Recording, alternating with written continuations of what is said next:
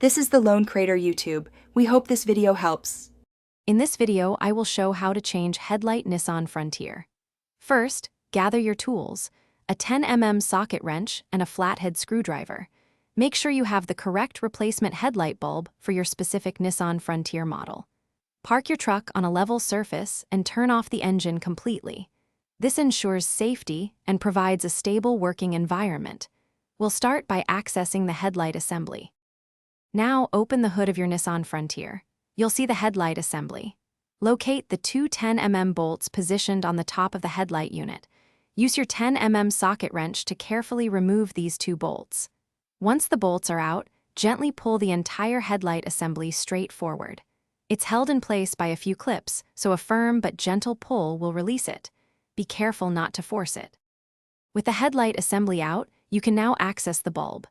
Disconnect the electrical connector from the back of the old bulb by pressing the tab and pulling. Next, twist the old bulb counterclockwise to unlock it from its housing and carefully pull it out. Take your new bulb, being careful not to touch the glass, and insert it into the housing. Twist it clockwise to secure it, then reattach the electrical connector firmly. This ensures a good connection. Finally, slide the headlight assembly back into its original position. You'll feel it click into place as the clips engage. Reinstall the two 10mm bolts you removed earlier and tighten them securely, but don't over-tighten. Test your new headlight to ensure it's working correctly. Remember to check the description below for a link to the Owala water bottle and other great deals. Thanks for watching, and drive safely with your bright new headlights. Thanks for watching.